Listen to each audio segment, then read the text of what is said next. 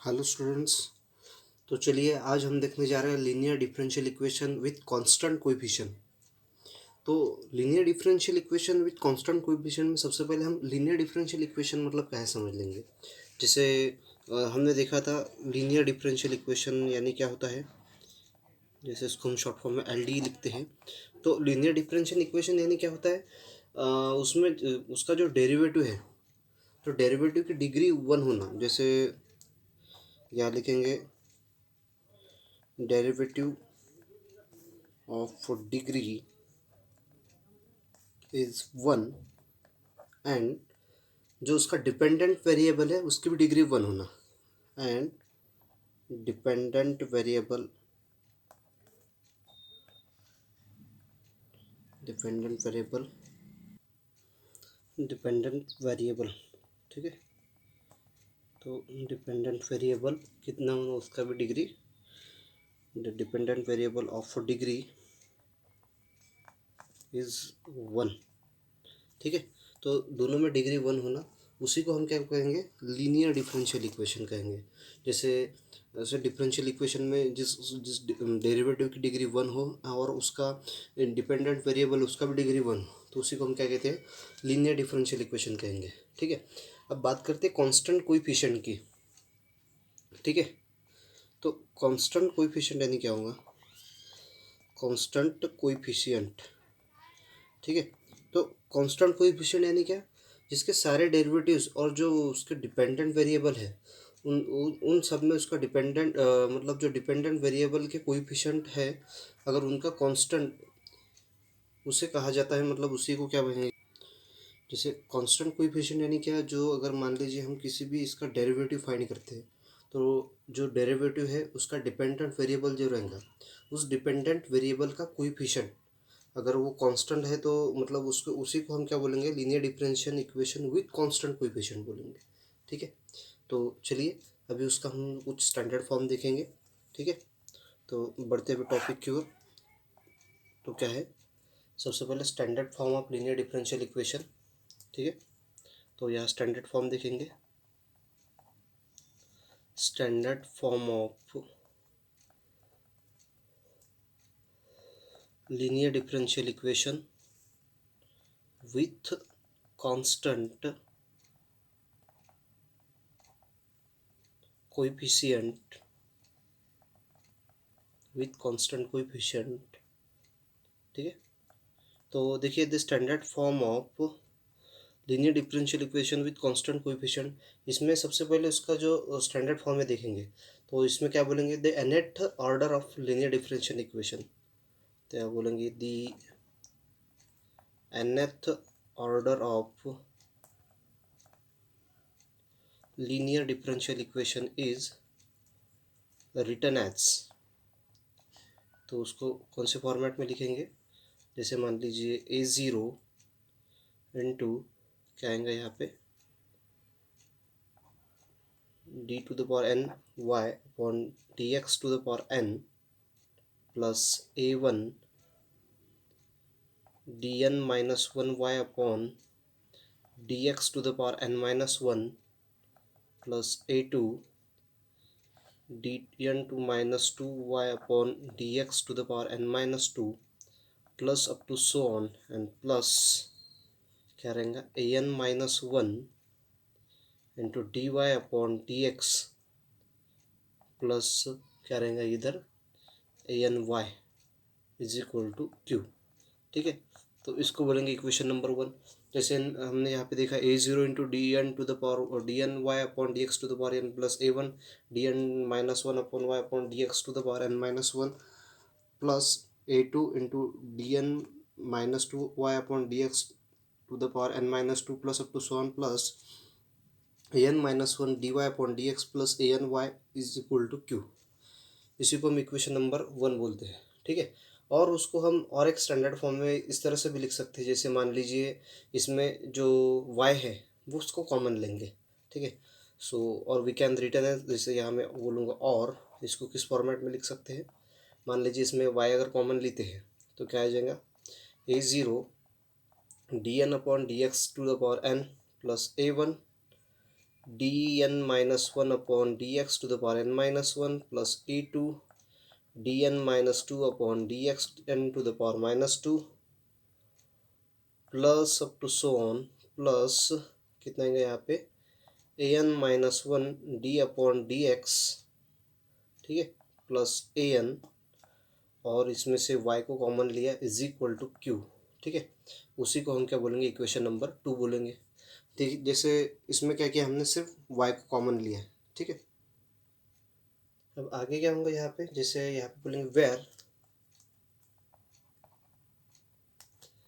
जैसे जो a0 a1 a2 up to so on an are constant, ये क्या है a1 a2 और up to so on an, ये क्या है, सभी कांस्टेंट है। And q is equal to क्या बोलेंगे, q is equal to q of x, ठीक है। जो q है मतलब उसको यहाँ पे x बोला है because of with respect to x किया है, इसलिए q ऑफ x बोलेंगे हम यहाँ पे, ठीक है। और यहाँ पे एक नोटेशन यूज़ करेंगे, जैसे use we can say that, जैसे यहाँ बोलेंगे d is equal to d upon d x, इस तरह से बोल सकते हैं।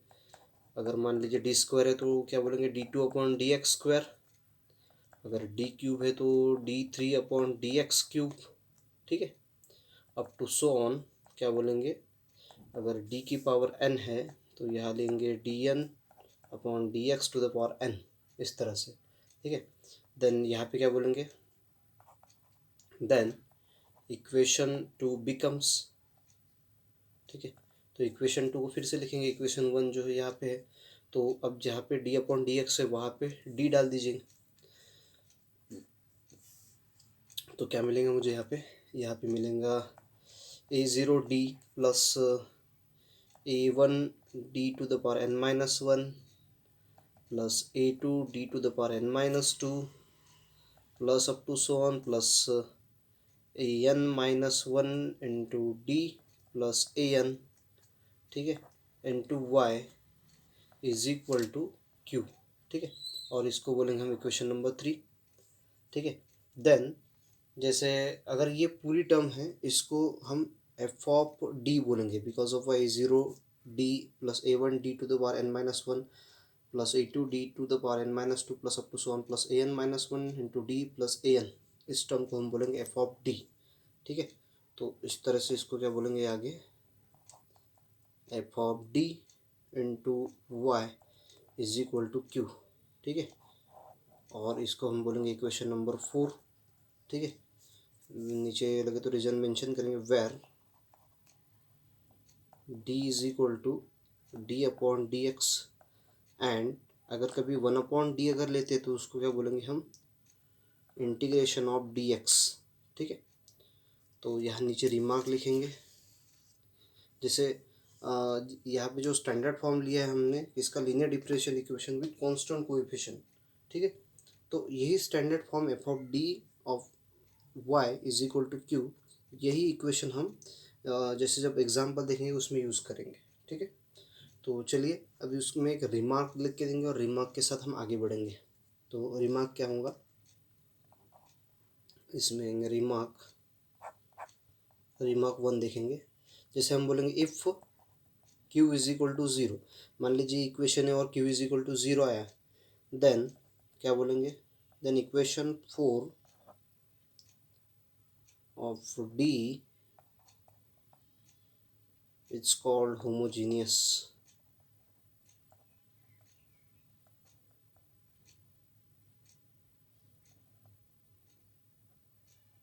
ठीक है। अगर ये इक्वेशन इज इक्वल टू 0 आया, मतलब q इज इक्वल टू 0 आया, तो क्या आएगा, ये इक्वेशन होगा होमोजीनियस होगा, ठीक है।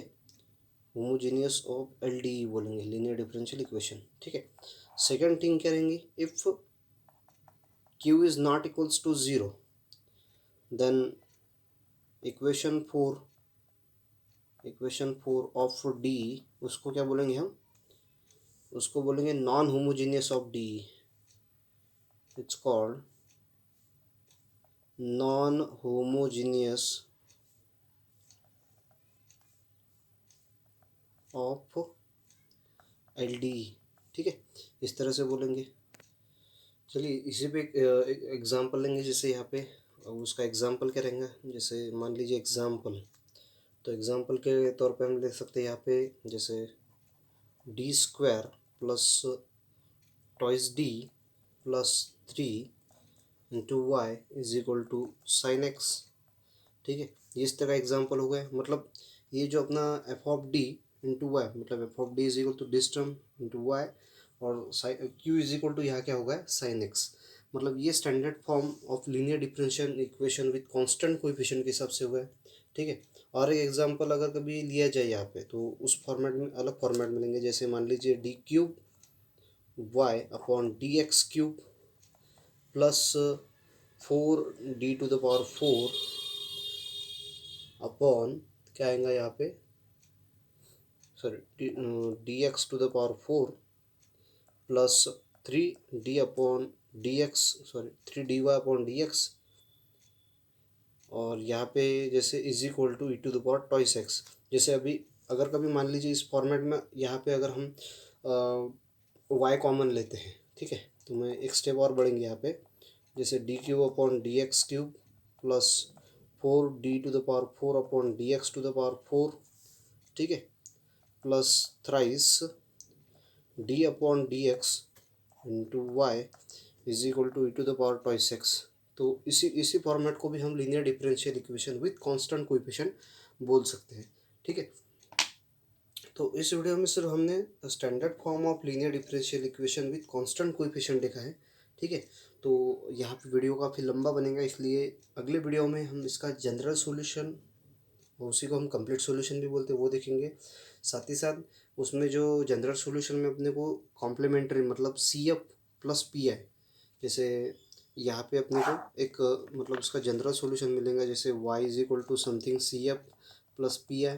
तो यहाँ ये जो कॉम्प्लीमेंट्री फंक्शन है तो ये कंप्लीट देखेंगे हम, और ये पर्टिकुलर इंटीग्रल तो इसका भी हम डिटेल में देखेंगे C F plus P I. ठीक है, तो इसके वर्किंग रूल्स और जो इसका डिटेल सॉल्यूशन है वो नेक्स्ट वीडियो में देखेंगे। ठीक है, थैंक यू।